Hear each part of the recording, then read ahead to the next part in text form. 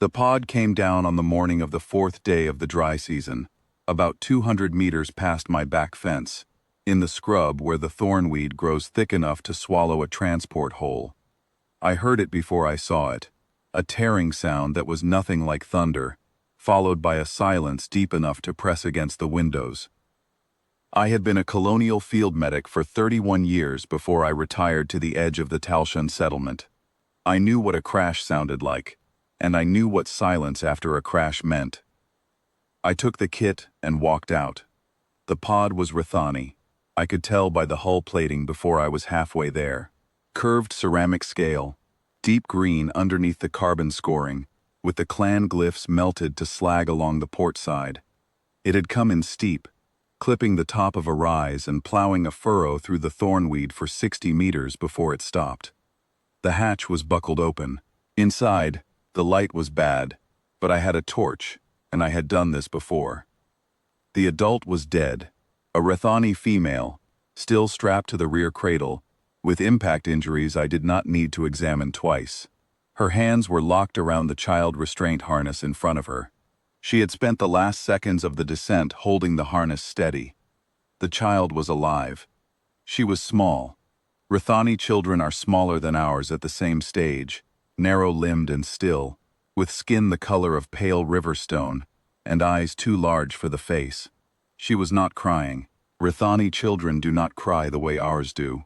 They go quiet and watchful, pulling their limbs tight against their bodies, and they breathe through their mouths because their secondary gill vents seal under stress. She was doing all of this. Her eyes tracked my torch and stayed on my face. I unclipped the harness. She weighed almost nothing. I wrapped her in my jacket and carried her back to the house. I buried the mother that afternoon, behind the fence line, in soil soft enough to dig without a cutter. I marked the grave with a post and one of the hull glyphs I had pried loose. I did not know what it said, but it was hers. It seemed like it ought to stay close. The child did not eat for the first day. On the second morning she accepted water from a shallow dish, drinking the way Rathani do, with her face close to the surface, and her gill vents flexing along her jaw. I had treated Rathani patients during the border disputes 12 years back, enough to know the basics. No dairy protein, no raw starch, nothing acidic. I cooked grain mash with rendered fat and a little salt and set it beside the water dish and sat across the room so she could decide on her own. She decided. By the second evening she had moved from the corner to the edge of the cot I had made up for her. She was not trusting me. She was deciding whether I was a threat she could manage.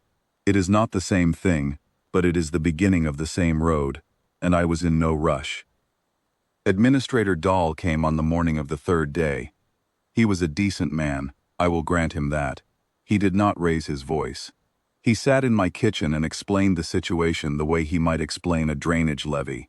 Clear, regretful, unavoidable. The Rathani mother had been in exile. Clan records identified her as Sevet Anai, expelled from the Rethan conclave 6 years earlier, for reasons the Colonial Liaison Office could not determine. There was no one coming for the child. The military transport Harkins landing was due in 4 days, and could carry the child to an interspecies processing facility at Breakholt Station. There she would be assigned a casework number and placed in supervised holding until a suitable custodial arrangement could be identified. He said all of that without flinching. I had heard language like it before. I knew what it meant in practice. A ward, a cot with a number on it, staff who rotated every 9 months, and a child who aged out of the system knowing no one's name for longer than a season. I told him no. He was patient. He explained that the colony could not harbor a Rathani minor during a period of elevated diplomatic tension, that there were protocols, that he did not make the protocols but was obliged to follow them. I told him no again, and I poured him more tea, and after a while he left. That was not the hard part. The hard part came 2 days later, when the Rathani delegation arrived. There were 4 of them, tall, formal, in the gray and ochre wraps of a conclave compliance unit.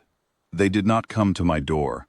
They went to Dahl's office first, and by the time Dahl walked them out to my homestead, I had already read the situation from my kitchen window. Rigid posture, no escort weapons stowed, no diplomatic sashes. This was not a rescue party. This was a collection. The senior delegate, I learned later his title translated roughly as Clerk of Bloodline Integrity, stood on my porch and informed me that the child was the offspring of a severed line. That under conclave law, a child born outside the kinship registry was designated unrecorded, and that unrecorded children were subject to mandatory reintegration, removal to a conclave creche, reassignment of lineage markers, and cultural realignment. He said it the way Dahl had said, processing facility, smooth, procedural, and empty of the child at the center of it. I asked him what happened to children who did not realign. He paused for precisely 1 second. Then he said the question was outside the scope of his authority. That was enough. I told him the child was under my care. I told him I had filed a provisional guardianship claim with the colonial registrar that morning, which I had, at 06:14, before the suns were fully up, because I had been a field medic for 31 years, and I knew that the only thing slower than a bureaucracy was a bureaucracy that had to fight another bureaucracy's paperwork. He told me the conclave did not recognize colonial guardianship instruments. I told him the colony did, and that the child was inside my house, on colonial registered soil, and that I was not opening the door. He stood on my porch for 11 minutes. I know because I counted. Then he turned and walked back to the transport, and the 4 of them lifted off without another word, and I sat down at the kitchen table and put my hands flat on the surface until they stopped shaking. Dahl came back that evening. He sat in the same chair and looked at me the way men look at a woman they have decided is either brave or out of her mind, and cannot tell which. 3 days, Marin, he said. The transport leaves in 3 days. After that, I can't protect you from whatever the conclave files. You are not protecting me now, I said. You are giving me a deadline. Those are different things. He left the tea untouched. The transport left without the child. The conclave filed a formal objection with the Colonial Liaison Office, which filed it in a system that required a response within 90 standard days, which I answered with 14 pages of medical guardianship documentation, nutritional logs, developmental notes, and a letter from the settlement's only xenobiologist confirming that the child was healthy, socialized, and thriving under consistent care. They did not file again. That was 11 years ago. Her name is Civette. I gave her the mother's name because it was the only thing I had of hers, and it seemed like it ought to stay close. She is taller than me now. Rithani children grow in surges. Nothing for months, then 4 centimeters in a week. Her skin has darkened to the color of wet slate, and her gill vents flex when she laughs, which she does more than I expected. She is learning to cook. She burns the grain mash every time, and thinks I do not notice. I notice. She asked me once, when she was old enough to understand the story, why I did it. Why I had stood in a doorway and told a conclave compliance unit and a colonial administrator and a military transport schedule that the answer was no. I told her the truth. I was a medic. I had spent 31 years deciding who needed help and then helping them. It was not complicated. It had never been complicated. The moment I unclipped that harness, she was my patient. And then she was more than that. And there was no form in any system, human or Rithani, that could make her less. She did not say anything. She put her hand on my shoulder, the way Rithani do, palm flat, fingers spread, gill vents open.